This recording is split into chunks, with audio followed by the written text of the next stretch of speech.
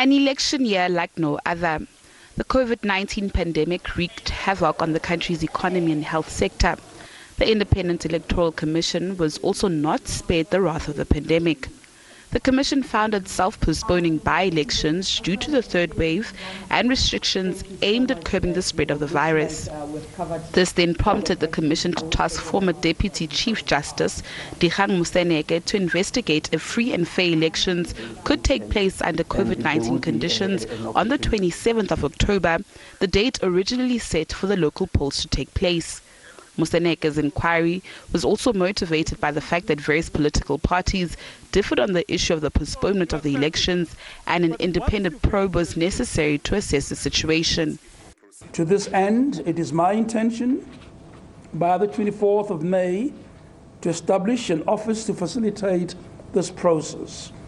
This office will reach out to key stakeholders within the electoral sphere to urgently submit reports on their views regarding the various factors, and these include political parties, health authorities and experts, disaster management authorities, other electoral stakeholders.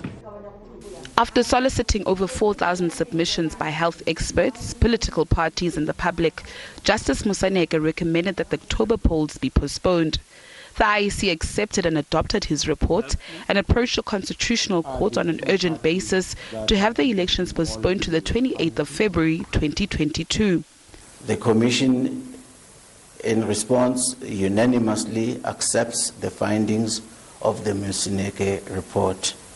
In particular, the Commission notes the rationale and central thesis of the report that community immunity through mass vaccination must be considered as a desirable step in the conduct of a safe, free and fair elections in the Republic.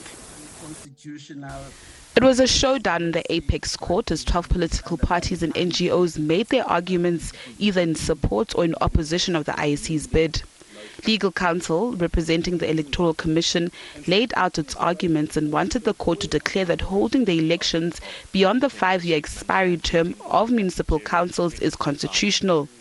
Lobby groups such as Freedom Under Law, the South African Institute of Race Relations and AfriForum argued that the IEC's application is inconsistent with Section 1592 of the Constitution. The Concourt later handed down an order declaring that elections must take place no later than the 1st of November. On the 20th of September, the new election date was gazetted and voter registration weekend took place on the 18th and 19th of September, resulting in over 26 million people in the voters' roll.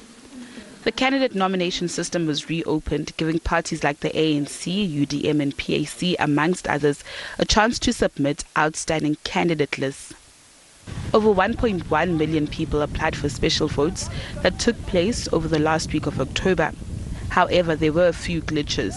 8 voting stations could not open in Camperdown, KwaZulu-Natal, due to a dispute over traditional leadership, and a presiding officer in Mpumalanga was dismissed after he was found to be under the influence of alcohol. On election day, most of the 23,148 voting stations opened on time, except for a few isolated cases in parts of KwaZulu-Natal and the Eastern Cape, where 19 voting stations did not open because of community protests.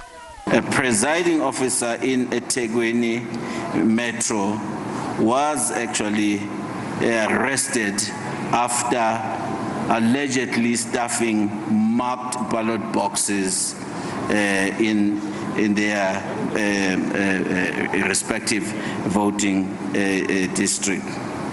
And this matter is now in the hands of the South African police. This incident, which did not affect the voting, is a testament to the inbuilt safeguards, check and balances in the voting processes that also include an active role. Challenges were also experienced with the voter management devices, which were used for the first time. The VMDs replaced the zip machines and were blamed for slowing down the voting process and failing to reflect all eligible voters. However, the IEC rejected these claims.